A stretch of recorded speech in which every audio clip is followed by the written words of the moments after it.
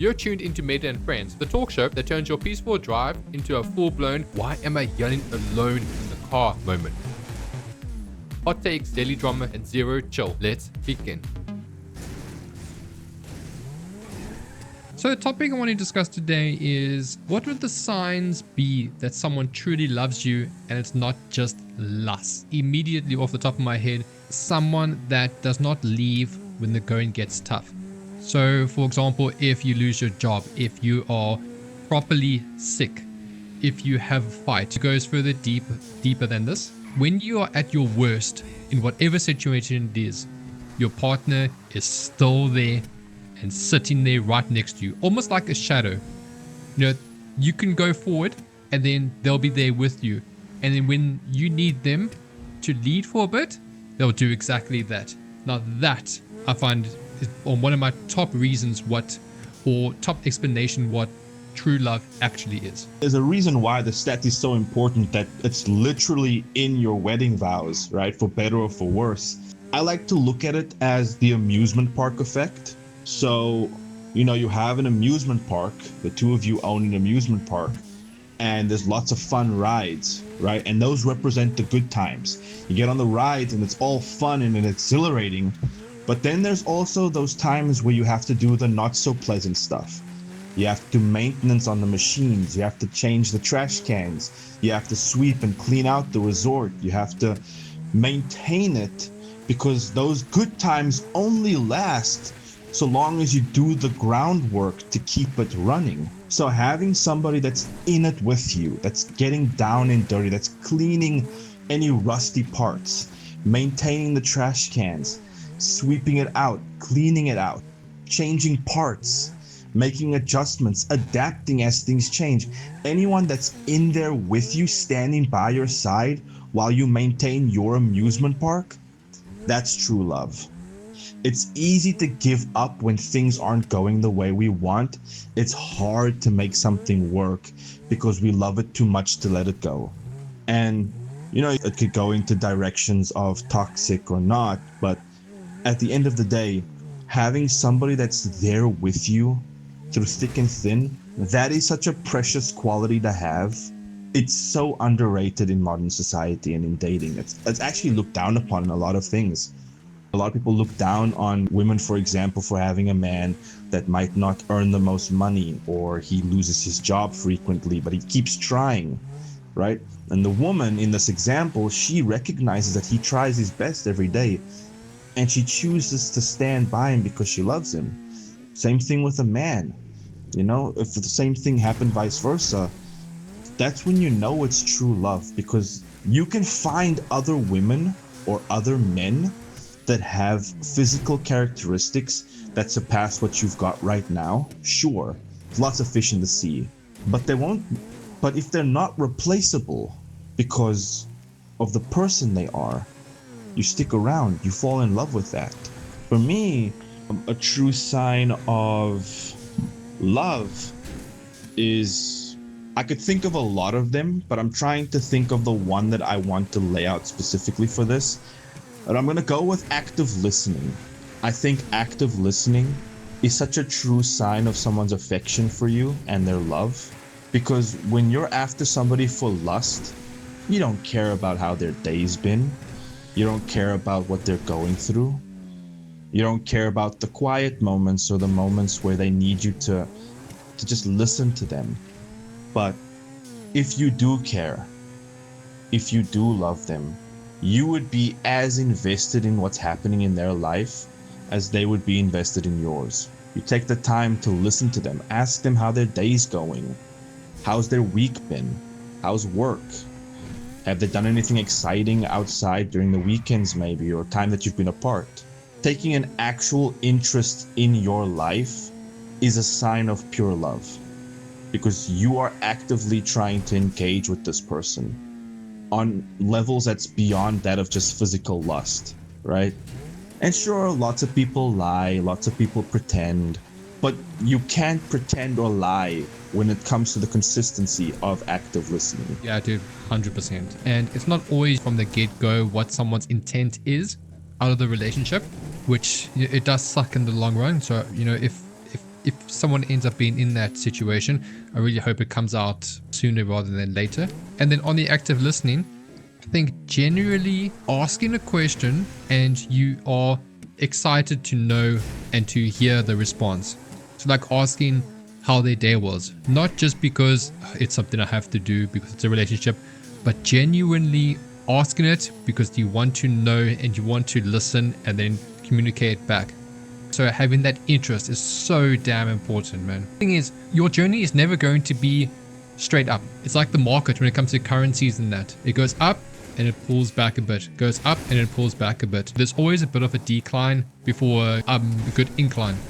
So sticking with that person during that decline and comforting them, supporting them, being with them throughout the entire time, because you're just being that shoulder that a person needs in that certain situation. I know a lot of people don't even stay when the going gets tough. And, it just shows how much of a shit character they are. And I mean, I'll go on record to say that I'm not intimidated by being asked or asking the question of marriage on the first date. I think personally it's a little bit silly that people are so intimidated by that question, when in reality, that a lot of times the person's just asking, yo, you gonna waste my time or no? Because I need something that's gonna actually lead somewhere. Completely fair, and it comes down again to intent. I would prefer knowing a person's intent beforehand rather than finding out 2 years later after I've invested 2 years of my life to a relationship that was with someone that really never had any intention to actually make it, last in the long run, right? Because I'm somebody that looks for long-term companionship. So it's really important, and it contributes to how you want to map out the progress of your relationship, right? If you both know where you stand, you establish boundaries, you establish rule sets, you understand that these are goals that helps you plan out your relationship much easier. And I mean, on your original point, when someone stands by you and sticks with you, that helps. Being open about what you want helps. It helps you understand when you're with somebody that's going to actually be in it with you, for better or for worse. Nothing wrong about asking that question on, the first date. You want to know where the person is in their current life. Are they still wanting to play the field? Are they actually looking for the commitment? Even though a lot of people will probably lie in the moment and say, yeah, they're looking for someone to marry. But, at least you ask the question. Yeah, I mean, there's nothing wrong with asking that question. And, like you said, people are going to lie about it. That people are going to lie about everything in the world, right? But just if they respond to it, from there, you can now decide what steps you'll take next. Because we're not going to pretend like this is already an established relationship and there's trust established and all of that, how when you talk about the future and everything, and you make a savings account together and a retirement fund, all that shit. If you ask the question, just in this example, you ask the question and they say no, right? Now you know how to proceed further. What do you have to look out for? Okay, they said yes, here's what you have to look out for. If they say, I don't like to talk about commitment this early on, right? Our goals don't align. So if you choose to proceed with it, you just know that you are at higher risk of disappointment.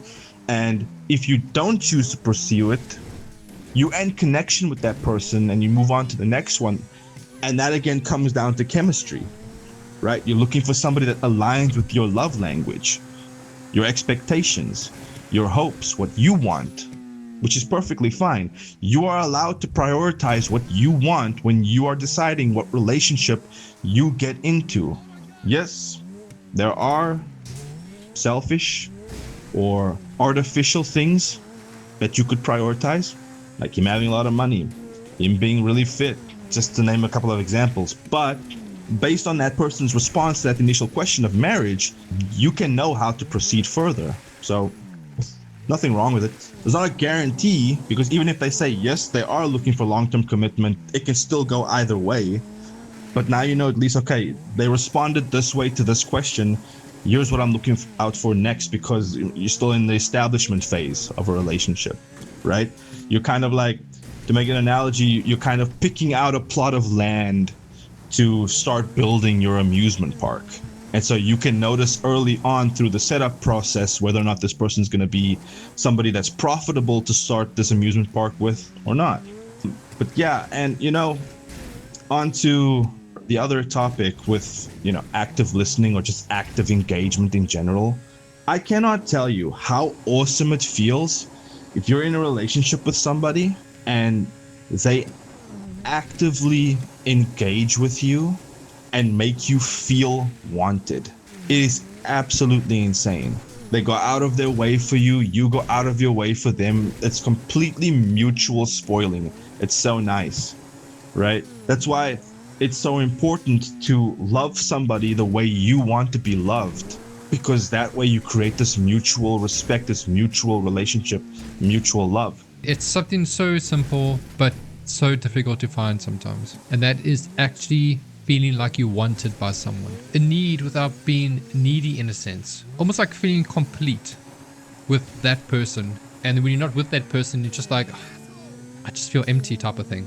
So that level of best friend, lover, partner, whatever word you want to use. And if I can say, the way I view it is when you feel wanted, it's because the person that you're with, they're actively involving you into every little aspect of their life, right? They want to watch movies together with you. They want to eat together with you. They want to do things. They want to engage with you in your hobbies. They want you to engage with them in their hobbies.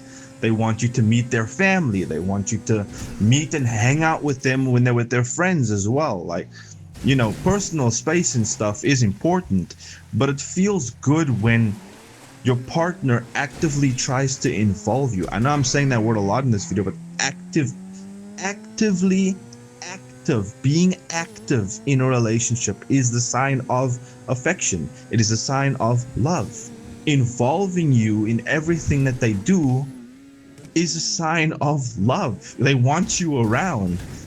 When they picture themselves and their life, they see you with them.